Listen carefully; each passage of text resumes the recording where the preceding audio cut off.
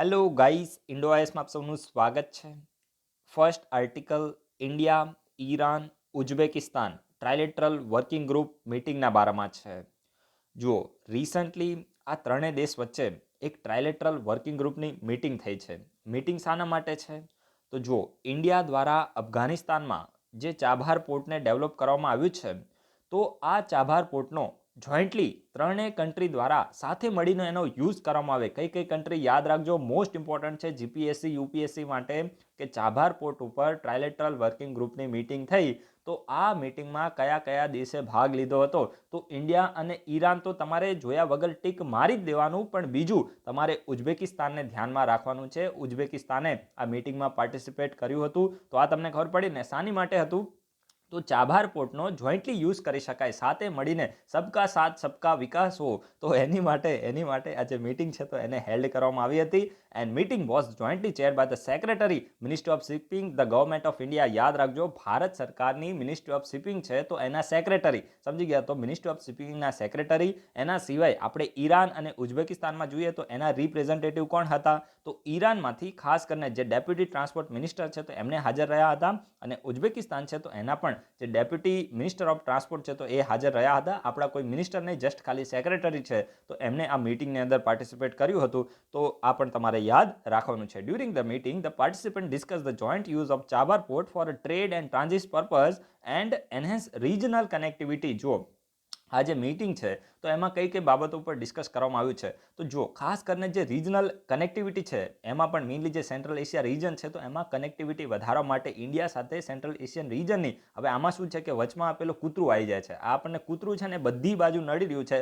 Otherwise તમે વિચાર કરો કે ડાયરેક્ટ આપણે સેન્ટ્રલ એશિયા સાથે કનેક્ટ થાત, રશિયા સાથે કનેક્ટ થઈ જાત અને યુરોપ સાથે પણ આપણે કનેક્ટ થઈ શકત, પણ આ એક કૂતરું નડી જાય છે અને કૂતરુંને આપણે ઉડાડી દેવાની જરૂર છે, રાઈટ? તો આ જે ખાસ કરીને જે રિજનલ કનેક્ટિવિટીને કઈ રીતે એનહેન્સ કરી શકાય. કૂતરું એટલે તમે સમજો ને પાકિસ્તાન. હવે એનું કોઈ પછી આપણે મિનિંગ ના કહેવાનો, એ પાકિસ્તાનની હિસાબે અત્યારે કેવું છે કે જે મેઇન અડંગો છે ને એ પાકિસ્તાન આવી રહ્યો છે. અધરવાઇઝ આપણે ડાયરેક્ટલી સેન્ટ્રલ એશિયા રીજન સાથે કનેક્ટ થઈ શકીએ છીએ, અને એને જ આપણે કાઉન્ટર કરવા માટે જે પાકિસ્તાન છે તો એને આપણે સાઇડલાઇન કરી શકીએ. તો એ માટે આપણે ઈરાનની અંદર ચાબહાર પોર્ટ છે તો એને ડેવલપ કરી રહ્યા છે, અને એનાથી આપણે ડાયરેક્ટ અફઘાનિસ્તાનના જરીએ સેન્ટ્રલ એશિયા રીજન છે તો એની સાથે કનેક્ટ થઈ શકશું, રાઈટ? તો આ તમારે યાદ રાખવું છે. આ મિટિંગમાં જે રિજનલ કનેક્ટિવિટીને કઈ રીતે બૂસ્ટ કરી શકાય, એના સિવાય ટ્રેડ કઈ રીતે વધે, અને જે ટ્રાન્ઝિટ સિસ્ટમ છે તો એને કઈ રીતે ઇમ્પ્રૂવ કરી શકાય, તો એના ઉપર મોટી મોટી વાતો કરવામાં આવી છે. And all sides also welcome India's proposal. યાદ રાખજો, જો ઇન્ડિયા છે ને તો એના દ્વારા આ મિટિંગમાં એક પ્રપોઝલ રાખવામાં આવ્યું. પ્રપોઝલ એટલે તમે સમજો ને, તો ઇન્ડિયા દ્વારા એવું કહેવામાં આવ્યું કે જો ભાઈ, અમારે છે ને 2021માં અમારા દેશની અંદર ઇન્ટરનેશનલ મેરીટાઈમ સમિટ થવાની છે. યાદ રાખજો, મોસ્ટ ઇમ્પોર્ટન્ટ છે. ઇન્ટરનેશનલ મેરીટાઈમ સમિટ કયા દેશમાં થશે? તો ઇન્ડિયામાં, આપણા ભારતમાં થશે. 2021માં થવાની છે. તો આપણા જે સેક્રેટરી હતા મિનિસ્ટ્રી ઓફ શિપિંગના, તો એમને એવું પ્રપોઝલ રાખ્યું, ભાઈ તમે બધા એક કામ કરો, 2021માં છે ને અમારા દેશની અંદર ઇન્ટરનેશનલ મેરીટાઈમ સમિટ થશે, તો ત્યારે આપણે એ સમિટની સાઇડલાઇન ઉપર ચાબહાર ડે, યાદ રાખજો, ચાબહાર પોર્ટ છે તો એના ઉપર ચાબહાર ડેને આપણે સેલિબ્રેટ કરીશું. આવું ઇન્ડિયાએ પ્રપોઝલ આપ્યું. તો ઇન્ડિયા પ્રપોઝલ આપે તો પહેલાં એ તો સ્વીકારવું જ પડે. તો બધા લોકોએ એ જે પ્રપોઝલ હતું તો એનો સ્વીકાર કરી લીધો કે તમે તો અમારા મોટા ભાઈ છો, તમે જે કહો અમે માની લઈએ, સમજી ગયા? તો ચાબહાર ડે હવે આવે તો ત્યારે તમારે શું વિચારવાનું કે ચાબહાર ડે છે તો ક્યાંક ને ક્યાંક ચાબહાર પોર્ટ સાથે ડીલ કરે છે, અને હવે આપણે એ જે ચાબહાર ડે છે તો એને 2021માં જે ઇન્ટરનેશનલ મેરીટાઈમ સમિટ આપણા ભારતમાં થશે તો ત્યાં આપણે એને સેલિબ્રેટ કરીશું. The meeting was held as a follow up of the decision during the virtual summit. યાદ રાખજો, જો આ વર્ષે ખાસ કરીને આપણે ડિસેમ્બર મહિનામાં જોઈએ ને તો 11 તારીખે આપણા મોદી સાહેબ છે ને તો એમની વર્ચ્યુઅલી મીટિંગ થઈ હતી ઉઝબેકિસ્તાનના પ્રેસિડેન્ટ સાથે. યાદ રાખજો, ઇમ્પોર્ટન્ટ છે, ઉઝબેકિસ્તાનના પ્રેસિડેન્ટ સાથે વર્ચ્યુઅલ બાયલેટરલ મીટિંગ થઈ હતી. અને ત્યારે આ ઉઝબેકિસ્તાનના પ્રેસિડેન્ટ હતા ને તો એમને મોદી સાહેબને પ્રપોઝલ આપ્યું કે મોદી સાહેબ, તમને એવું લાગતું નથી કે આપણે એક ટ્રાયલેટરલ મીટિંગ હેલ્ડ કરવી જોઈએ? તો મોદી સાહેબ બોલે, શાના ઉપર? તો કે આ તમે ચાબહાર પોર્ટ બનાવ્યો છે તો એને કંઈક ખાલી થોડી રાખવાનો છે, અમારી માટે ઓપન કરો, અમે કંઈક એનો ફાયદો ઉઠાય, અમે પણ જલસા કરવા માંગીએ છીએ. તો મોદી સાહેબ બોલે, કરો ને યાર, આપણી પાસે બહુ રૂપિયા છે, સમજી ગયા? તો આ રીતે પ્રપોઝલ આવ્યું હતું ત્યાંથી ઉઝબેકિસ્તાનના પ્રેસિડેન્ટ પાસેથી, ભાઈ આપણે આ પ્રકારે ટ્રાયલેટરલ મીટિંગને કરવી જોઈએ. તો મોદી સાહેબ બોલે, આપણે કોઈ વાંધો નથી, કરી દો. તો પછી આ જે મીટિંગ છે તો એને તરત હેલ્ડ કરી દેવામાં આવી છે. તો વસ્તુ તમે યાદ રાખજો, ઇમ્પોર્ટન્ટ છે, રાઈટ? તો આ પ્રપોઝલ ક્યાંથી આવ્યું એ ખબર પડી ને, આ ઉઝબેકિસ્તાનના પ્રેસિડેન્ટે પ્રપોઝલ આપ્યું હતું. અને પછી આ મીટિંગ, જે ટ્રાયલેટરલ મીટિંગ આપણે શરૂઆતમાં ડિસ્કસ કરી, ફર્સ્ટ ટ્રાયલેટરલ મીટિંગ, તો એ પ્રપોઝલ પછી હેલ્ડ કરવામાં આવી છે. અને આપણા મિનિસ્ટરે પાર્ટિસિપેટ કર્યું નથી, શિપિંગ મિનિસ્ટ્રીના સેક્રેટરી. તમે જ્યારે આઈએએસ બનશો ને, આઈએએસ, તો આ બ્યુરોક્રેસીમાં જે હાઈએસ્ટ પોસ્ટ છે તો કેબિનેટ સેક્રેટરી છે, અને સેક્રેટરી એની નીચે આવે. જે મિનિસ્ટ્રી છે તો એનો જે કાર્યભાર છે તો એ સેક્રેટરી પાસે મેઇન હોય, સમજી ગયા. પેલા મિનિસ્ટરને કંઈ ખબર ના હોય, જે કામ કરતા બધા સેક્રેટરી કરતા. એ તો સાલા શું કહેવું હવે. દેશ આખો છે ને આઈએએસ લોકો ચલાવે છે. આઈએએસ આ દેશને ચલાવે છે, આ વસ્તુ યાદ રાખજો. આઈએએસ આઈપીએસ જે બ્યુરોક્રેટ છે એ જ આ દેશને ચલાવે છે. બાકી જે પોલિટિશિયન હોય એને જસ્ટ ખાલી આઈએએસ જે પણ રિપોર્ટ ને બધું તૈયાર કર્યું હોય, report in the sense IAS report તૈયાર ના કરે, એને પણ નીચે ક્લાર્ક જ કરતા હોય. કહેવાનો મતલબ જે આઈએએસના દ્વારા જે પણ પોલિસી ઉપર કામ કરવામાં આવતું હોય એ પછી અલ્ટિમેટલી આ લોકો સાઇન કરીને એમનું નામ ને ચરી ખાય છે, સમજી ગયા. તો એ વસ્તુ તમે યાદ રાખજો. હવે આપણે ચાબાર પોર્ટ વિશે થોડી ઇન્ફોર્મેશન લઈએ તો આ ઇમ્પોર્ટન્ટ છે, ડાયરેક્ટ એક્ઝામમાં ક્વેશ્ચન બનશે. તો જે ચાબાર પોર્ટ છે તો હવે તો બધાને યાદ પણ રહી ગયું હશે. તો ચાબાર પોર્ટ છે તો ઈરાનમાં છે, સમજી ગયા. અને મેઇનલી આનું લોકેશન ઇમ્પોર્ટન્ટ છે કે જે સાઉથ ઇસ્ટર્ન ઈરાન છે. હવે આનો મેપ બતાવવાની કોઈ જરૂર નથી, કારણ કે ઘણી વખત ન્યૂઝમાં હોય, બધાને ખબર જ હોય. અને અત્યારે તો યુટ્યુબવાળા નવરા પડી ગયા છે, કંઈક ચાઇનાનો આવે ને એટલે સીધો વિડીયો લઈને આવે. મેં તમને પહેલાં પણ કીધું છે કે જ્યારે પણ તમને થંબનેલમાં ચાઇના, પાકિસ્તાન આ બધું ફાલતું દેખાય ને ત્યારે વિડીયો નહીં જોવાનો, નહીં તો તમારો ટાઈમ વેસ્ટ થઈ જશે. યાદ રાખજો. બહુ જ કહેવાય ને કે યુટ્યુબ કચરો થઈ ગયો છે. કચરો, આ શબ્દ હું બહુ ડેલિબરેટલી યુઝ કરું છું. કચરો છે યુટ્યુબ. નક્કામાં એટલા બધા વિડીયો આવી રહ્યા છે ને કે એમાં પણ આ લબાસનાવાળા તો નીકળી જ પડ્યા છે. લબાસનાવાળા એ લોકો નહીં, લોકો નવરા બેઠા બેઠા એમના વિડીયો બનાવીને જે વિદ્યાર્થીઓને ડિસ્ટ્રેક્ટ કરે છે. એટલે તમારા માઇન્ડ ઉપર બરાબરનો કંટ્રોલ રાખજો, નહીં તો યુટ્યુબ કચરો છે. તમારો જે ટાઈમ છે એને ખાઈ જશે ને એ ટાઈમને પછી તમારો કહેવાય ને કે ક્યારેય પાછો નહીં આવે. એટલે બહુ જ ધ્યાન રાખીને યુટ્યુબનો યુઝ કરજો, સમજી ગયા. તો આ તો હવે વધારે પડતું આમાં એક્સપ્લેન ના કરવાનું હોય. જે ચાબાર પોર્ટ છે તો એ મેઇનલી જે સાઉથ ઇસ્ટર્ન ઈરાન છે તો એમાં લોકેટેડ છે, અને ગલ્ફ ઓફ ઓમાનમાં આવે છે. યાદ રાખજો, ગલ્ફ ઓફ ઓમાનમાં આવે છે. અને બીજું, it serves as the Iran's only oceanic port. ઈરાનનું એકમાત્ર ઓશનિક પોર્ટ છે and consist of 2 separate ports. હવે જો આ ઇમ્પોર્ટન્ટ છે, અહીંયાથી ક્વેશ્ચન બનશે. જો આ ક્વેશ્ચન આવે તો ખોટો પડવાની સંભાવના અમુક લોકોની વધી જશે, પણ આપણે પહેલાથી તૈયારી રાખવાની છે. મેઇનલી જે ઈરાન છે તો આ જે ચાબાર પોર્ટ છે તો એમાં 2 અલગ અલગ સેપરેટ પોર્ટ છે. તો એ પોર્ટ કયા છે? તો એક છે શહીદ કલાંત્રી અને બીજું છે શહીદ બહેસ્તી. આ ઇમ્પોર્ટન્ટ છે. શહીદ કલાંત્રી અને શહીદ બહેસ્તી પોર્ટ શહીદ કલાંત્રી અને શહીદ બહેસ્તી જે પોર્ટ છે તો આ કયા દેશમાં છે? તો ઈરાનમાં. આ રીતે આવી જાય તો યાદ રાખવાનું, ઈરાનમાં પણ જે ચાબાર પોર્ટ છે તો એમાં 2 સેપરેટ પોર્ટ છે. તો એ શહીદ કલાંત્રી અને શહીદ બહેસ્તી, બરાબર છે. તો એ તમારે યાદ રાખવું છે. ક્વેશ્ચન ડાયરેક્ટ બની શકે છે, રાઈટ. અને ક્યારે સ્લીપ ઓફ ટંગ થાય તો આપણે આમાં એડિટ કરવાનું નથી, બરાબર છે. આપણે નેચરલ બનવાનું છે. આર્ટિફિશિયલ ટીચર બનતા તો બધાને આવડે. નેચરલ કોણ છે એ હોવું જોઈએ, સમજી ગયા. તો એટલા માટે ક્યારે પણ સ્લીપ ઓફ ટંગ થાય તો એને તમારે જોવાનું છે, કારણ કે આપણે 4 વાગ્યાના વિડીયો રેકોર્ડ કરીએ છીએ, રાઈટ. તો એ રીતે તમારે થોડું મેનેજ કરી લેવાનું છે. આની સાથે લિંક કરીને બહુ જ સારો એવો તમને ક્વેશ્ચન પૂછું છું. હવે ક્વેશ્ચન છે ને દુકમ પોર્ટ વિશે છે. યુપીએસસીએ ક્વેશ્ચન પૂછેલો છે દુકમ પોર્ટ વિશે, રાઈટ. તો આ વિડીયોના કમેન્ટ બોક્સમાં આન્સર આપો કે દુકમ પોર્ટ છે તો એ કયા દેશ દ્વારા, ચલો એ પણ હું તમને કહી દઉં કે ઇન્ડિયા દ્વારા ડેવલપ કરવામાં આવી રહ્યો છે. તો આ દુકમ પોર્ટ છે તો એ કયા દેશની અંદર છે? બહુ જ ઇમ્પોર્ટન્ટ છે. અને આના વિશે થોડી વધારે ઇન્ફોર્મેશન તમને ગૂગલમાં મળી જશે. જસ્ટ ખાલી કોપી કરીને તમારે પેસ્ટ કરવાની છે. કોપી કરીને પેસ્ટ કરવાની છે, પણ ઇમ્પોર્ટન્ટ છે. ડાયરેક્ટ ક્વેશ્ચન બનશે ચાબાર પોર્ટ, પછી તમને ત્યાં બીજો દેશ આપી દેશે, પછી દુકમ પોર્ટ ત્યાં બીજો દેશ આપશે, તો એ ખોટું થશે, સમજી ગયા. તમારે મેચ ધ ફોલોઈંગમાં આવે અથવા તો ડાયરેક્ટ ક્વેશ્ચન બને તો એ રીતે તમારે પહેલાથી તૈયારી રાખવાની છે. દુકમ પોર્ટ વિશે આન્સર આપો, રાઈટ. તો આટલું તમારે કરવાનું છે. હવે જો હું તમને એક વસ્તુ કહું કે આપણે છે ને પોલિટીના વિડીયો ડેલી ચાલુ કરી દીધા છે. ડેલી આપણા કરંટ અફેર્સના વિડીયો પણ આવે છે. દરેક લોકો રેગ્યુલરલી વિડીયોને જોતા રહે, કારણ કે પછી હું શું કરીશ, એક્ઝામનો ટાઈમ આવશે પછી તમે જો જોઈ હશે કે હું તો વિડીયો એટ ધ એન્ડ જોઈશ, તો હું વિડીયોને પછી એક્ઝામના ટાઈમે પ્રાઇવેટ કરી દઈશ. એવું નથી કે તો હું સ્વાર્થી છું, પણ હું તમારા સક્સેસ માટે સ્વાર્થી છું. રેગ્યુલારિટી નહીં હોય તો પછી તમે ક્યારેય સક્સેસફુલ નહીં થાવ. આ તમે યાદ રાખજો. રેગ્યુલારિટી રાખવી જ પડશે. એટલે એવું ક્યારેય ના રાખવું કે વિડીયોને હું પછીથી જોઈશ. જો પછીથી જોવાનું રાખ્યું તો હું પોલિટીના વિડીયો અને આ કરંટ અફેર્સના વિડીયો પણ એક્ઝામના ટાઈમે જ પ્રાઇવેટ કરી દઈશ, ને પછી એક્ઝામ પતી જશે પછી હું પ્રાઇવેટ જે છે એને પબ્લિક કરી દઈશ, સમજી ગયા. પછી તમને અફસોસ થશે કે જોયું હોત તો સારું હતું, કારણ કે ક્વેશ્ચન બનવાના છે.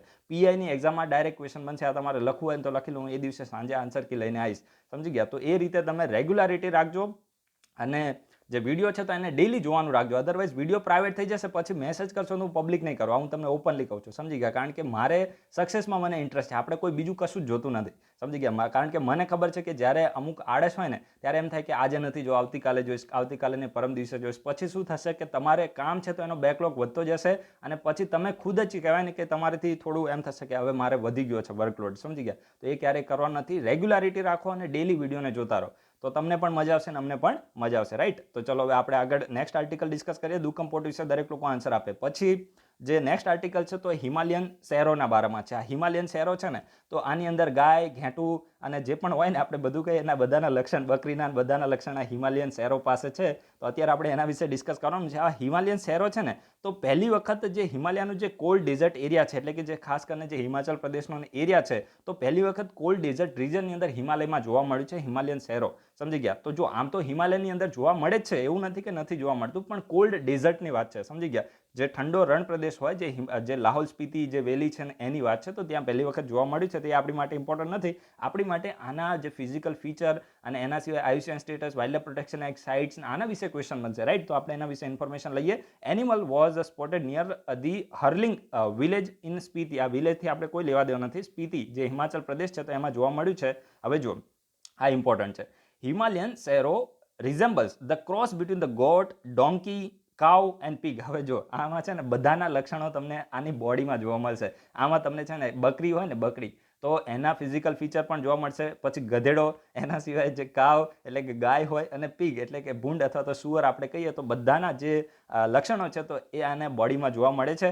And it's a medium size mammal. આ એક મીડિયમ સાઇઝનું શું છે? મેમલ છે. એક પ્રકારે મેમલ છે મીડિયમ સાઇઝનું. અને આનું માથું મોટું છે અને એકદમ થીક એનું નેક છે અને શોર્ટ લીમ્બ છે, અને પછી એના સિવાય long and mule like ears છે, અને સાથે સાથે એની જે ડાર્ક એના હેર જોવા મળે છે, એટલે એના જે વાળ છે તો એ કાળા કાળા છે. અને આ એના થોડા ફિઝિકલ ફીચર તમે યાદ રાખો તો ક્વેશ્ચન આવી જાય તો થઈ જાય. And there are several species of serows and all of them are found in Asia. એટલે કે જે સેરો છે તો એની ઘણી બધી સ્પીસીઝ જોવા મળે છે, અને દરેકે દરેક ક્યાં જોવા મળે છે? All of them are found in Asia. એશિયાની અંદર જોવા મળે છે. યાદ રાખજો, ઇમ્પોર્ટન્ટ છે. હવે એશિયા શબ્દ આવ્યો ને એટલે તમે અહીંયાથી યાદ શું રાખજો કે ફક્ત ઇન્ડિયામાં જોવા મળતું નથી. એશિયા એટલે એશિયામાં ઘણી બધી કન્ટ્રીઝ આવી જાય. સમજી ગયા? તો આ રીતે તમે શોર્ટમાં યાદ રાખો ને, કન્ટ્રી યાદ નહીં રાખવાની. હવે એશિયામાં જોવા મળે છે તો એશિયામાં તો ઘણી બધી દેશો છે. સમજી ગયા? આમાં પછી કન્ટ્રી તમે યાદ રાખો તો તમે ખુદ ભૂલી જાઓ. તેમ છતાં હું તમારી ઇન્ફોર્મેશન માટે કહી દઈશ.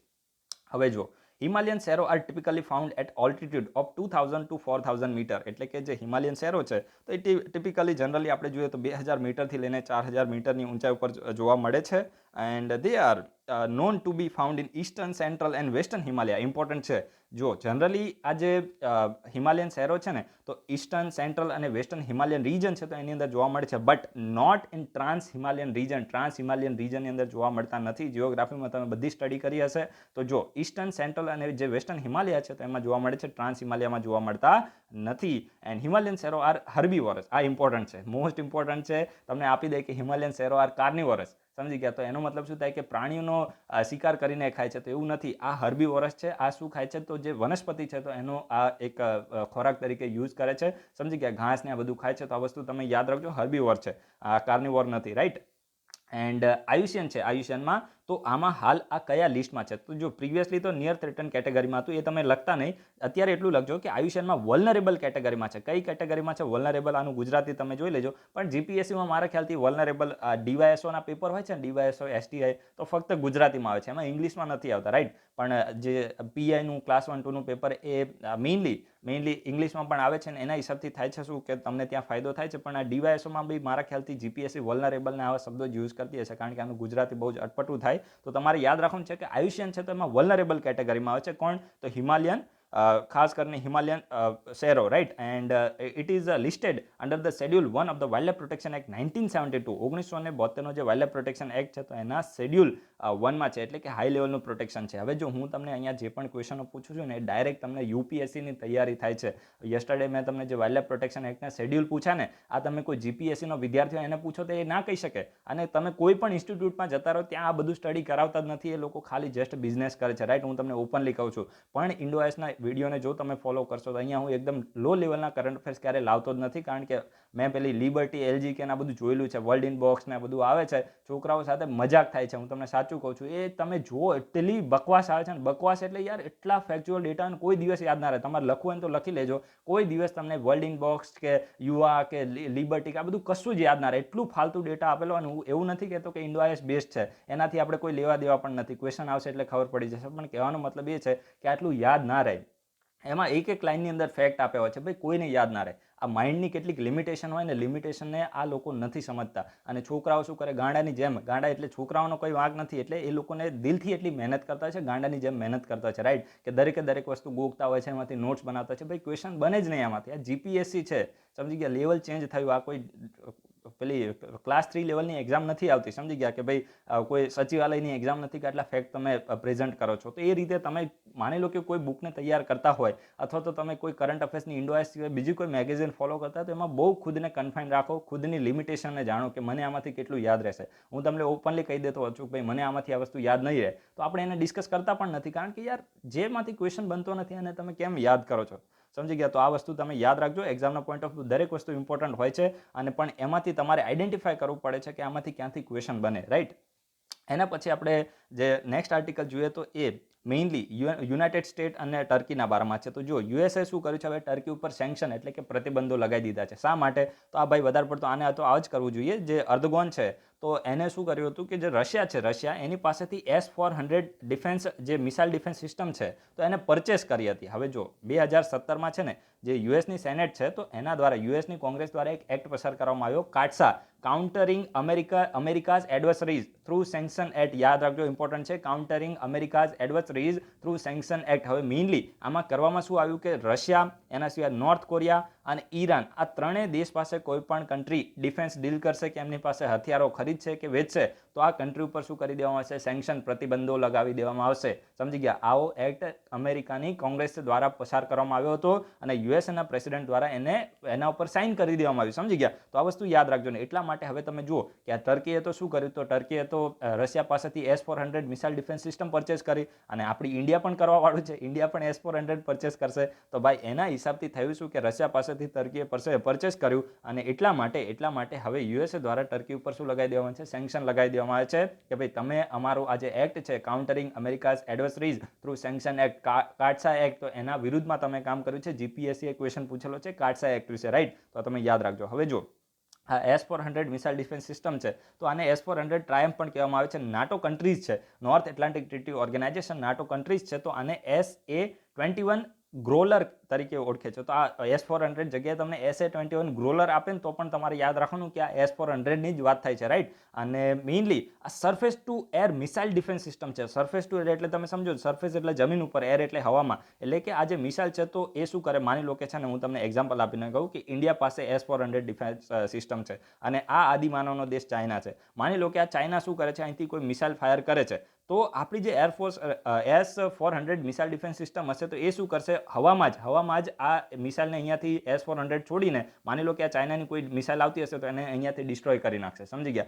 તો આને કહેવામાં છે સરફેસ ટુ એર. જમીન ઉપરથી હવામાં જે ટાર્ગેટ કરે એને કહેવામાં છે સરફેસ ટુ એર, અને એર ટુ સરફેસ હોય તો હવામાંથી જમીન ઉપર આવે, સમજી ગયા. તો આ વસ્તુ તમારે યાદ રાખવાની છે કે જે S-400 મિસાઇલ સિસ્ટમ છે, તો surface to air missile system છે, અને આને રશિયા દ્વારા ડિઝાઇન કરવામાં આવી છે. કયા દેશની છે? રશિયાની છે. અને આને મોસ્ટ ડેન્જરસ અને operationally deployed modern long range surface to air missile system માનવામાં આવે છે વિશ્વની અંદર. તો વિશ્વની અંદર સૌથી વધારે પાવરફુલ અને સૌથી ડેન્જરસ જે એર મિસાઇલ ડિફેન્સ સિસ્ટમ કઈ છે, તો S-400 છે. અને મેઇનલી આને કોના દ્વારા ડેવલપ કરવામાં આવી છે? રશિયા દ્વારા. અને ખાસ કરીને જે યુએસએની થાર્ડ છે ને, ઇમ્પોર્ટન્ટ છે, યાદ રાખજો, જે ઇન્ડિયા છે ને S-400 રશિયા પાસેથી પરચેસ કરવાનું હતું, તો ત્યારે યુએસએ દ્વારા ઇન્ડિયાને પ્રપોઝલ આપવામાં આવ્યું કે તમે આને છોડો અને અમારું થાર્ડ પરચેસ કરો. તો ઇન્ડિયા બોલે ચાલ નીકળ અહીંથી, બરાબર છે, કારણ કે ભાઈ અમારું S-400 અમે જે પરચેસ કરવાના છીએ એ તમારા થાર્ડ કરતાં વધારે કહેવાય ને કે એડવાન્સ છે, સમજી ગયા. વિશ્વની અંદર સૌથી એડવાન્સ માનવામાં આવે છે આ ડિફેન્સ સિસ્ટમને, રાઈટ. અને એટલા માટે જે હવે આ થાર્ડનું ફૂલ ફોર્મ શું છે, આના વિશે ડાયરેક્ટ ક્વેશ્ચન બનશે. મારા ખ્યાલથી યુપીએસસી આ ક્વેશ્ચન પૂછેલો છે થાર્ડના ફૂલ ફોર્મ વિશે, સમજી ગયા, કે આ થાર્ડ ન્યૂઝમાં હતું તો આ શું છે, સમજી ગયા. તો આ પણ એક પ્રકારની મિસાઇલ ડિફેન્સ સિસ્ટમ છે, અને આને યુએસએ દ્વારા ડેવલપ કરવામાં આવે છે. એનું નામ છે terminal high altitude area defence system. Terminal high altitude, note down કરીને રાખજો, ઇમ્પોર્ટન્ટ છે. Terminal high altitude area defence system. તો આ તમને ખબર પડી ને. તો યુએસએનું જે થાર્ડ છે એના કરતાં પણ S-400 આગળ છે. The system can engage all type of aerial target, એટલે કે દરેક પ્રકારના એરિયલ ટાર્ગેટ હોય, માની લો કે એરક્રાફ્ટ આવતું હોય, કે ડ્રોન હોય, કે બેલિસ્ટિક મિસાઇલ હોય, કે ક્રૂઝ મિસાઇલ હોય, આ બધા હોય, તો એને 400 કિલોમીટરની રેન્જમાંથી કોઈ પણ ટાર્ગેટ આવતો હોય તો એને 30 કિલોમીટરની ઊંચાઈ ઉપર એને ડિસ્ટ્રોય કરી શકે છે. તો આ તમે યાદ રાખજો. S-400 છે ને, આ 400 શાની માટે છે, તો આનો મતલબ થાય છે 400 કિલોમીટરની રેન્જ. માની લો કે S-300 હોય તો 300 કિલોમીટરની રેન્જ હોય. હવે રશિયા છે તો એની ખુદની પાસે S-500 છે. S-500 છે એટલે કે રશિયા પાસે S-500 છે. 500 કિલોમીટરની રેન્જમાં કોઈ પણ મિસાઇલ કે કંઈ પણ આવે તો એને 30 કિલોમીટરની ઊંચાઈ ઉપર એને શું કરી શકે છે, એને ડિસ્ટ્રોય કરી શકે છે. એટલો આની પાસે પાવર છે. The system can trace 100 airborne target. એક સાથે 100 ટાર્ગેટ આવે ને, એક સાથે 100 ટાર્ગેટ, તો પણ પેલું નથી કહેતા કે કુત્તે ઝુંડ મેં આતે હૈ, શેર અકેલા આતા હૈ. તો આ એક સાથે 100 ટાર્ગેટ આવે ને તો પણ આ જે મિસાઇલ છે તો એને શું કરી શકે છે, બધાને ઉડાઈ શકે છે. ભાઈ નીકળો અહીંથી, ચલો અહીં હવા આવવા દો. તો એ રીતે આનો પાવર છે, તો આ તમે યાદ રાખજો. And S-400 times air defence system integrates a multifunction radar. યાદ રાખજો, આની અંદર મલ્ટીફંક્શન રડાર છે, એટલે કે એક સાથે જે રડાર છે તો મલ્ટીફંક્શન કરી શકે છે. એના સિવાય ઓટોનોમસ ડિટેક્શન આની સિસ્ટમ છે, ટાર્ગેટિંગ સિસ્ટમ છે, એન્ટી એરક્રાફ્ટ મિસાઇલ સિસ્ટમ છે, લોન્ચર છે, કમાન્ડ એન્ડ કંટ્રોલ સેન્ટર છે. હવે અમુક લોકો જે હોય ને એ બહુ બુદ્ધિશાળી હોય તો એ બધાની અંદર R&D કરવા જાય. R&D એટલે કે આ મલ્ટીફંક્શન રડાર કઈ રીતે કામ કરશે, ઓટોનોમસ ડિટેક્શન કઈ રીતે કામ કરશે, લોન્ચર કઈ રીતે કામ કરશે. ભાઈ તારે આર્મીમાં જવાનું નથી, સમજી ગયા? એની માટે આપણા આર્મીના જે પણ જવાનો હશે એ લોકો શીખશે. તમારે ત્યાં જઈને યુદ્ધ નથી કરવાનું. આ બધી વસ્તુ ખુદને કન્ફાઇન રાખો, જ્યાં જેટલું જરૂરી હોય એટલું જ કરો, સમજી ગયા? કદાચ જો જીપીએસસી ક્વેશ્ચન પૂછશે ને તો બેઠે બેઠું આ સ્ટેટમેન્ટ કોપી કરીને પેસ્ટ કરશે ગૂગલમાંથી. આ હું તમને રિયલ કહું છું, સમજી ગયા? પેપરનું એનાલિસિસ પછી હું કહું છું કે જ્યારે પણ આવા સાયન્સ એન્ડ ટેકનોલોજી ઉપર ક્વેશ્ચનો બનતા હોય તો કોઈ વધારે પડતું R&D કરતું નથી. એ લોકો પાસે આટલો ટાઈમ નથી, પેપર સેટર પાસે. તો તમે શું કરો, આટલું બધું હેરાન થાવ છો, રાઈટ? તો ત્યારે તમારે જસ્ટ ખાલી એને રીડ કરીને છોડી દેવાનું. તો ક્વેશ્ચન આવે તો તમે ડાયરેક્ટ ટીક મારી શકો. આમાં કોઈ દિવસ R&D નહીં કરવાનું. હવે આપણે કાટસા વિશે થોડી ઇન્ફોર્મેશન લઈએ. કાઉન્ટરિંગ અમેરિકાઝ એડવર્સરીઝ થ્રુ સેન્ક્શન એક્ટ, બરાબર છે? કાટસા એક્ટ વિશે ઇન્ફોર્મેશન લઈએ તો આ જે એક્ટ છે તો એને યુએસએની જે કોંગ્રેસ છે તો એના દ્વારા પાસ કરવામાં આવ્યો હતો, અને પછી ડોનાલ્ડ ટ્રમ્પે એના ઉપર થોડું રેક્ટન્ટલી સાઇન કર્યું હતું.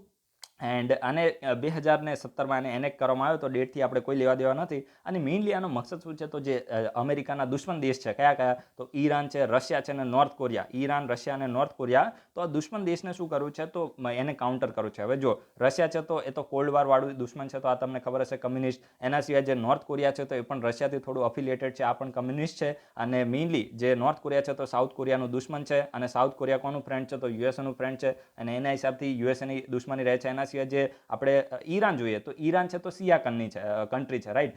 જે ઈરાન છે તો શિયા કન્ટ્રી છે. અને જે સાઉદી અરેબિયા અને એના સિવાયની જે નેબરિંગ કન્ટ્રી છે તો સુન્ની કન્ટ્રી છે. અને એના હિસાબથી શિયા સુન્નીનો કોન્ફ્લિક્ટ છે. અને સાઉદી અરેબિયા કોનું ફ્રેન્ડ છે, તો યુએસએનું. સાઉદી અરેબિયા યુએસએનું ફ્રેન્ડ છે. એટલા માટે સાઉદી અરેબિયાને પ્રોટેક્ટ કરવા માટે જે દુશ્મની છે તો કોની સાથે રહે છે, ઈરાન સાથે દુશ્મની રહે છે, જે યુએસએની. સમજી ગયા? તો આ તમને હું શોર્ટમાં ખાલી કહું છું. એના સિવાય ઘણા બધા રીઝન છે, પણ જે મેઇન રીઝન છે તો આ છે કે શિયા સુન્નીનો ડિસ્પ્યુટ છે. અને રીજનની અંદર ડોમિનન્સ એસ્ટાબ્લિશ કરવા માટે જે સાઉદી અરેબિયા અને ઈરાન વચ્ચે કોમ્પિટિશન રહેતું હોય છે. અને જે સાઉદી અરેબિયા છે તો એને કોણ સપોર્ટ કરે છે, યુએસએ સપોર્ટ કરે છે. અને આ જ મેઇન દુશ્મનીનું કારણ છે. તો આ ત્રણેય જે દેશો છે, હવે ઈરાન શું કર્યું છે, ન્યુક્લિયર બોમ્બ છે તો એનું ડેવલપમેન્ટ કરી રહ્યો છે. હવે ન્યુક્લિયર બનાવી દે, સમજી ગયા? ઈરાન છે તો ન્યુક્લિયર બનાવી દે તો એનો જે મેઇન ખતરો છે તો સીધો કોની ઉપર આવે, તો એની આસપાસની નેબરિંગ કન્ટ્રી કઈ છે, ઈરાન છે, યુએઈ છે. તો બધા ઉપર ખતરો આવે. એટલા માટે મેઇન જે ઈરાન છે તો એની સાથે યુએસએની દુશ્મની રહે છે. તો આ વસ્તુ તમે યાદ રાખજો. અને હવે ઇન્ડિયા ઉપર પણ, હવે ટર્કી ઉપર તો સેન્ક્શન લાગી ગયા, તો હવે માનવામાં એવું આવે છે કે ઇન્ડિયા છે તો એ પણ S-400 પરચેસ કરશે, તો ભાઈ ભારત ઉપર બી તો સેન્ક્શન લાગશે ને. તો આવું માનવામાં આવી રહ્યું છે. હવે આ જો બાઇડન ભાઈ છે એમને કેટલી બુદ્ધિ આવે છે તો આપણે જોતું રહ્યું. કારણ કે જે આપણા ડોનાલ્ડ ટ્રમ્પ છે તો એમને તો એવું કીધું હતું કે ભાઈ હું મોદી સાહેબને થોડા વેવર આપું છું, તમે પરચેસ કરી લો, વાંધો નહીં. કારણ કે ચાઇના થોડા વધારે પડતા નાટક કરે છે. અને આતંકવાદીઓની જે માતા છે તો એ પણ થોડી વાર થઈને પછી આતંકવાદીઓને ભારતમાં મોકલતી રહે છે. તો તમે S-400ને લઈ લો, ભવિષ્યમાં યુદ્ધ થાય તો કામ આવશે. તો ડોનાલ્ડ ટ્રમ્પ તો બહુ સમજદાર હતો. આ બાઇડન ભાઈ હવે શું કરે છે, આમ તો બુઢ્ઢા છે એટલે હવે જોવું પડશે કે આ ભાઈ શું કરે છે, રાઈટ? તો એટલું તમે યાદ રાખજો કે બાઇડનની જે એડમિનિસ્ટ્રેશન આવશે તો એ શું કરે છે એના ઉપર નક્કી થાય છે કે ભારત ઉપર પ્રતિબંધો લાગશે કે નહીં લાગે, રાઈટ? હવે જો આની સાથે લિંક કરીને બહુ સારો એવો તમને ક્વેશ્ચન પૂછું, તમે આ વિડીયોના કમેન્ટ બોક્સમાં, આપણે રિસન્ટલી છે ને 2+2 ડાયલોગ મીટિંગ થઈ, સમજી ગયા. ઇન્ડિયા અને જે યુએસએની 2+2 મીટિંગ થઈ હતી, જે ડિફેન્સ મિનિસ્ટર અને એક્સટર્નલ અફેર્સ મિનિસ્ટરની મીટિંગ થાય, તો એ કયા નંબરની મીટિંગ થઈ હતી ને એ તમારે લખવાનું છે કે 2+2 મીટિંગ હતી તો એનો નંબર કયો હતો, રાઈટ. એના સિવાય આ 2+2 મીટિંગમાં BECA agreement, basic exchange and cooperation agreement sign કરવામાં આવે છે ઇન્ડિયા અને યુએસએ વચ્ચે. તો આ બેકા એગ્રીમેન્ટ શાની માટે છે આ તમારે કહેવાનું છે. અને જો યુએસએ છે ને એના મેઇન ડિફેન્સ કોઓપરેશન માટે 4 ફાઉન્ડેશનલ એગ્રીમેન્ટ છે. તો એ 4 એગ્રીમેન્ટના નામ શું છે, બધી એક્ઝામ માટે મોસ્ટ ઇમ્પોર્ટન્ટ છે. જીપીએસસીમાં ક્વેશ્ચન આવવાની સંભાવના ખૂબ જ વધારે છે. કોઈના કોઈ એક્ઝામમાં તો આવી જશે, પીઆઈમાં આવશે, યા તો ડીવાયએસઓમાં આવશે, યા તો એસટીઆઈમાં આવશે, અથવા તો ક્લાસ 1-2માં આવી જશે. પણ ક્વેશ્ચન આવશે ને યુપીએસસીમાં તો ભાઈ આવી જ શકે, રાઈટ. તો એ રીતે તમારે પહેલાથી તૈયાર રહેવાનું છે. તો એ ક્વેશ્ચન દરેક લોકો વિડીયોના કમેન્ટ બોક્સમાં આન્સર આપે. પછી જે નેક્સ્ટ આર્ટિકલ છે તો ઇન્ડિયન બાયસનના બારામાં છે. અને ગાઉર પણ હું આને પ્રોનાઉન્સ કરું છું, ગાઉર હું આને કહીશ. તો ઇન્ડિયન બાયસન અથવા તો ગાઉર કહેવામાં આવે છે. તો ઇન્ડિયન બાયસન અત્યારે ન્યૂઝમાં કેમ છે, તો જો ભાઈ આનું છે ને મૃત્યુ થયું છે ને આનો ફોટો થોડો વાયરલ થયો હતો પુણેમાં, સમજી ગયા ને, એટલા માટે ન્યૂઝમાં આવી છે. તો ફોટો વાયરલ થયો એનાથી આપણે કોઈ લેવા દેવા નથી. આપણે મેઇનલી જ્યાંથી ક્વેશ્ચન બને એના ઉપર ડિસ્કસ કરીએ. So it is one of the largest extent bovine, એટલે કે જે બોવાઇન હોય ને, બોવાઇન એટલે મેઇનલી આપણે જે દૂધાળા પશુઓને કેટલ ના બધું કહીએ ને, તો એમાંથી આ એક લાર્જેસ્ટ છે, સમજી ગયા. લાર્જેસ્ટ જે અસ્તિત્વમાં છે એવી બોવાઇન છે. અને બીજું તમારે શું યાદ રાખવાનું છે, it is one of the largest species among the wild cattle, એટલે કે જે જંગલી કેટલ છે તો એમાંથી લાર્જેસ્ટ સ્પીસીસમાં આવે છે, સમજી ગયા. જે જંગલી કેટલની સ્પીસીસ છે એમાંથી આ લાર્જેસ્ટ છે. અને આની તમે હાઇટ જુઓ ને તો 220 સેન્ટીમીટર જેટલી આની હાઇટ છે. તો આ ફાલતુ છે, તમે યાદ ના રાખતા. લાર્જેસ્ટ છે એટલું તમે યાદ રાખજો વાઇલ્ડ કેટલમાં. And gaur are found on the forested hill, એટલે કે મેનલી જે ફોરેસ્ટેડ હિલ એરિયા હોય એના સિવાય જે ગ્રાસી એરિયા હોય, જ્યાં ઘાસ જોવા મળતું હોય, તો એવા જે એરિયા છે તો મેઇનલી એમાં સાઉથ અને સાઉથ ઈસ્ટ એશિયામાં જોવા મળે છે. સાઉથ ઈસ્ટ એશિયા શબ્દ આવી ગયો એટલે કે ઇન્ડિયાની અંદર સીમિત નથી. આ રીતે તમે ટ્રીકથી યાદ રાખજો, દેશો તમે યાદ ના રાખતા, સમજી ગયા. કે એવું નથી કે ફક્ત ઇન્ડિયાની અંદર જોવા મળે છે. મેઇનલી જે સાઉથ અને સાઉથ ઈસ્ટ એશિયા છે તો એની અંદર જોવા મળે છે. શાની વાત છે, ઇન્ડિયન બાયસન અથવા તો ગાઉરની વાત છે, રાઈટ.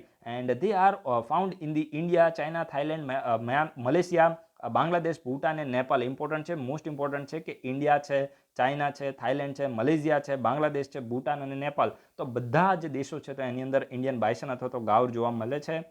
અને જુઓ, ખાસ કરીને ઇન્ડિયાની આપણે વાત કરીએ ને તો ઇન્ડિયામાં સૌથી વધારે વેસ્ટર્ન ઘાટમાં જોવા મળે છે. આ ઇમ્પોર્ટન્ટ છે. ઇન્ડિયામાં સૌથી વધારે ક્યાં જોવા મળે છે, વેસ્ટર્ન ઘાટમાં જોવા મળે છે. શાની વાત છે, ગાઉરની વાત છે, ઇન્ડિયન બાયસનની વાત છે. વેસ્ટર્ન ઘાટમાં સૌથી વધારે જોવા મળે છે. અને એમાં પણ જે વાયનાડ જે છે, એના સિવાય જે નાગરહોલ છે, મુડુમલાઈ છે, બાંદીપુર છે, તો આ બધા જે ખાસ કરીને જે કોમ્પ્લેક્સ છે તો એની અંદર મેઇનલી જોવા મળે છે. આ બધા નેશનલ પાર્ક છે, મુડુમલાઈ નેશનલ પાર્ક, નાગરહોલ નેશનલ પાર્ક. ચલો આ વિડીયોના કમેન્ટ બોક્સમાં આન્સર આપો કે વાયનાડ વાઇલ્ડલાઇફ સેન્ચુરી આ કયા સ્ટેટની અંદર છે. જસ્ટ ખાલી સ્ટેટ લખજો. પછી નાગરહોલ નેશનલ પાર્ક એ કયા સ્ટેટમાં છે, મુડુમલાઈ નેશનલ પાર્ક એ કયા સ્ટેટમાં છે, અને બાંદીપુર નેશનલ પાર્ક આ કયા સ્ટેટમાં છે. જસ્ટ આ તમે વિડીયોના કમેન્ટ બોક્સમાં આન્સર આપો. મોસ્ટ ઇમ્પોર્ટન્ટ છે, ડાયરેક્ટ ક્વેશ્ચન બને છે ભાઈ. આ બધા ઉપર તમે પ્રીવિયસ યરના ક્વેશ્ચન જોશો ને તો તમને ક્વેશ્ચન જોવા મળશે, રાઈટ. એટલા માટે ઇમ્પોર્ટન્ટ છે દરેક લોકો રિવિઝન કરે. Revision is the key of success. Revision વગર કંઈ જ શક્ય નથી. જેટલું વાંચો બધું હવામાંથી જતું રહેશે. હું તમને લખીને આપું છું, તમારા પહેલા પેજ ઉપર લખવું હોય તો લખી લો.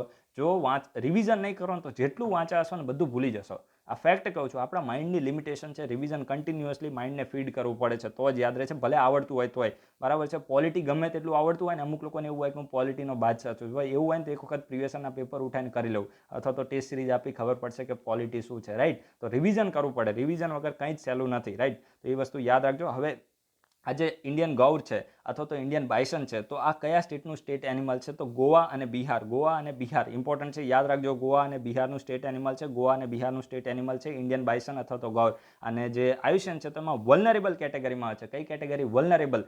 યાદ રાખજો, નોટ ડાઉન કરો. વલ્નરેબલ કેટેગરીમાં છે ઇન્ડિયન બાયસન ગૌર.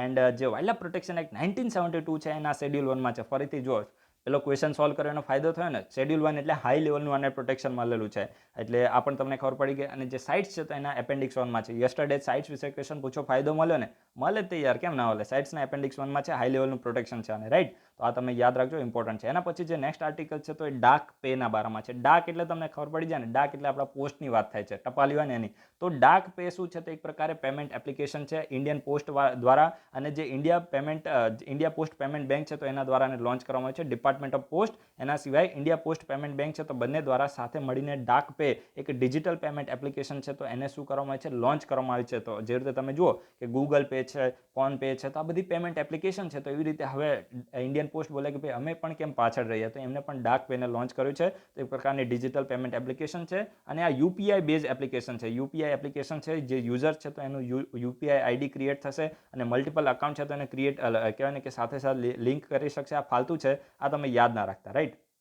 જસ્ટ એટલું યાદ રાખજો કે ડાક પે ન્યૂઝમાં હતું, તો ડાક પે શું છે, તો એ ડિપાર્ટમેન્ટ ઓફ પોસ્ટ અને જે ઇન્ડિયા પોસ્ટ પેમેન્ટ બેંક છે તો બંને દ્વારા સાથે મળીને એક ડિજિટલ પેમેન્ટ એપ્લિકેશનને લોન્ચ કરવામાં આવી છે. અને મકસદ યાર બધું સિમ્પલ જ હોય કે જે ડિજિટલ પેમેન્ટ કરી શકાય ને QR કોડ સ્કેન કરીને પેમેન્ટ કરી શકાય ને ઈ કોમર્સ વેબસાઇટ ઉપર પેમેન્ટ કરી શકાય ને આ તો બધાને ખબર પડે, સમજી ગયા. તો આના ઉપરથી કોઈ ક્વેશ્ચન ના બને, જસ્ટ આ પહેલી લાઈન નોટ ડાઉન કરો ને આગળ વધો, રાઈટ. હવે અમુક લોકો પાછા આમાં એમ બોલે કે આમાં વધારે સમજાવો, ભાઈ આપણે કંઈ આમાં R&D ના કરવાનું હોય. જે ઉપર આર્ટિકલ હોય ને એટલે સમજવાનું કે આ ઇમ્પોર્ટન્ટ આર્ટિકલ હશે, રાઈટ. એના પછી જે નેક્સ્ટ આર્ટિકલ છે તો વિઝન 2035 ના બારામાં છે. તો ક્વેશ્ચન આવે કે વિઝન 2035 શું હતું, તો આ વિઝન આઈએસની કોઈ મેગેઝિન હતું, તો આ સાવ ખોટું છે, સમજી ગયા. કોઈ મેગેઝિન નથી. ખાસ કરીને આ વિઝન 2035નું વિઝન શું છે, તો આ ખાસ કરીને public health surveillance in India vision 2035 એ નીતિ આયોગ દ્વારા લોન્ચ કરવામાં આવ્યું છે કે 2035માં ઇન્ડિયાની પબ્લિક હેલ્થ અને સર્વેલન્સ સિસ્ટમ કેવી હશે એના ઉપર એક vision document white પેપરને NITI Aayog દ્વારા રિલીઝ કરવામાં આવ્યું છે. તો આને નોટ ડાઉન કરી દેજો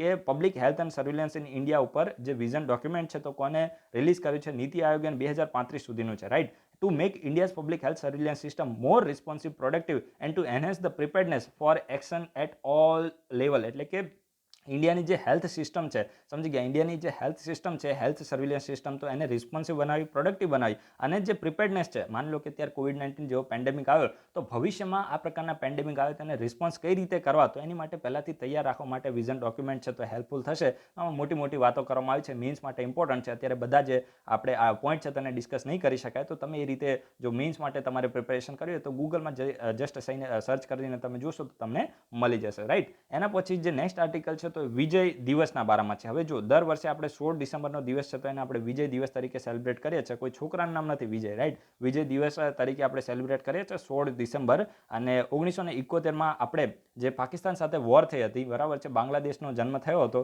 તો એ પાકિસ્તાન સાથે વોર થઈ એમાં આપણો વિજય થયો હતો 16 ડિસેમ્બરના દિવસે. એટલા માટે જે 1971માં બાંગ્લાદેશ લિબરેશન વોરમાં જે આપણો વિજય થયો, તો એને સેલિબ્રેટ કરવા માટે આપણે જે વિજય દિવસ છે તેને સેલિબ્રેટ કરે છે. ઇમ્પોર્ટન્ટ શું છે કે આ વર્ષે આ વિજય દિવસ ઇન્ડો પાકિસ્તાન વોરની 50મી એનિવર્સરી છે અને એટલા માટે ઇમ્પોર્ટન્ટ થઈ જાય છે. વિડીયોના કમેન્ટ બોક્સમાં લખો કે 50મી એનિવર્સરી હોય એને શું કહેવાય. ઓપ્શન તમને આપું છું, સિલ્વર જુબલી કહેવાય, ડાયમંડ જુબલી કહેવાય કે ગોલ્ડન જુબલી કહેવાય. જે કહેવાતું હોય વિડીયોના કમેન્ટ બોક્સમાં આન્સર આપો. મોસ્ટ ઇમ્પોર્ટન્ટ છે, બરાબર છે. ગોલ્ડ જુબલી આવે કે ના આવે મને નહીં ખબર, તમે જોઈ લેજો. મોસ્ટ ઇમ્પોર્ટન્ટ છે, સિલ્વર જુબલી આ બધું હોય છે ને, ડાયમંડ જુબલી. તો દરેક લોકો વિડીયોના કમેન્ટ બોક્સમાં આન્સર આપે કે જે 50મી એનિવર્સરી હોય એને શું કહેવામાં આવે છે, અને ઇન્ડો પાકિસ્તાન જે વોર થઈ તો એની આ 50મી એનિવર્સરી છે, right. And in 1971 Indian arm forces secure a decisive historic victory. એટલે કે જે 1971ની વોર થઈ એમાં ભારતે ખૂબ જ મોટી પાકિસ્તાનની વિરોધમાં કહેવાય ને કે જે જીત છે તો એને મેળવી હતી. લગભગ 93,000 જેટલા જે પાકિસ્તાનના જે જવાનો હતા આર્મીના, એને શું કર્યું હતું, સરેન્ડર કરી દીધું હતું. હવે તમે વિચાર કરો કે ભારતની માનવતા કેટલી કહેવાય. આપણે ચાહ તો બધાને ઉડાવી દે, સમજી ગયા. અથવા તો એમ બોલે કે ભાઈ પહેલાં છે ને અમને પાકિસ્તાન ઓક્યુપાઈડ કાશ્મીર છે તો અમને પાછું આપો ને પછી અમે તમને 93,000 જે જવાનો છે એને પાછા આપીશું. પણ આપણે તો ઇન્દિરા ગાંધી ત્યારે પ્રધાનમંત્રી હતા તો એમને તો પછી માનવતા દેખાય તો અમે તો બહુ મોટા માણસો છે તો આ તમે 93,000 પાછા લઈ જાઓ. અને ત્યારે આપણી એક ભૂલ થઈ હતી. અધરવાઇઝ આપણે જો ત્યારે એમના ઉપર પ્રેશર ક્રિએટ કરે તો ત્યારે જે અત્યારે કાશ્મીરની પરિસ્થિતિ છે તો કંઈક અલગ હોત. કારણ કે ત્યારે આપણું પલ્લું છે તો એ ભારે હતું. પણ થઈ જાય ક્યારેક ભૂલ આ પ્રકારની થઈ જતી હોય છે. તો એટલા માટે આ તમારે એક્ઝામના પોઈન્ટ ઓફ વ્યૂ રેલેવન્ટ છે, યાદ રાખવાનું છે. 1971માં ભારતની વિજય થયો હતો અને એક હિસ્ટોરિક વિક્ટરી આપણી ભારતની માનવામાં આવે છે. અને લાર્જેસ્ટ મિલિટરી સરેન્ડર હતું આફ્ટર વર્લ્ડ વોર 2. વિશ્વ યુદ્ધ થયું હતું સેકન્ડ, તો એના પછી આ લાર્જેસ્ટ મિલિટરી સરેન્ડર આને માનવામાં આવે છે. સો ગાઈઝ, આપણે વિડીયોને અહીંયા કમ્પ્લીટ કરી દઈએ. વિડીયો ગમે તો લાઈક જરૂર કરજો. ટેલિગ્રામ ચેનલને ખાસ કરીને તમારે જોઈન કરવાની છે અને જે પણ સોશિયલ મીડિયા પ્લેટફોર્મ છે એની લિંક ડિસ્ક્રિપ્શનમાં છે, ત્યાંથી પણ તમે જોઈન કરી શકો છો. So guys, thanks for watching. તમારા બધાનો દિવસ શુભ જાય.